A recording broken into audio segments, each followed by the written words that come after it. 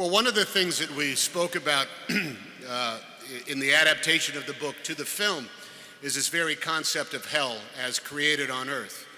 Dante describes a very specific place that you go.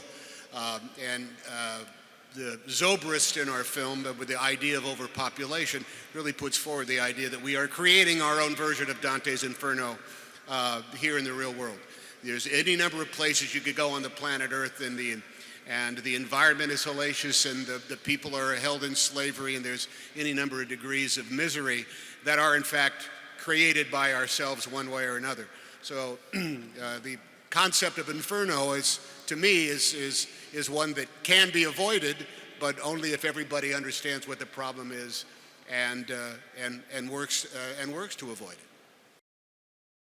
We remember stories more than we remember facts or lessons, and I think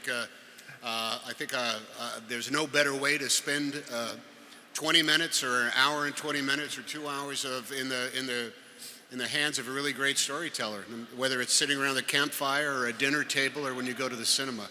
I love being a part of the telling of a good story. Coming across the possibility of playing Robert Langdon in the Da Vinci Code, and then in Angels and Demons, and then in Inferno, this gives me the greatest opportunity on the planet for somebody like myself, because I get to play the smartest guy in the room. Now, I can fake that.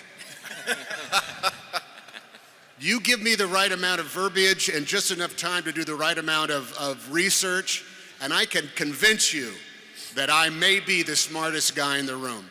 The gift that Dan Brown gave me as an actor is to play a guy who is always curious, who is always opinionated, and is always searching for an answer, whether he has or he does not have it. And it's just a joy and a pleasure.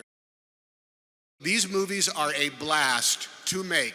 They're hard to figure out, they're hard to adapt, they're hard to get our hands around, but to act every day with Irfan and Felicity and Omar and Sidsa and everybody else that was in this film, it is a pleasure and a joy, and to be able to do it in places like Florence and Venice, and in front of a green screen that stood in for Istanbul, it was a damn good time. I'm the luckiest man in the world.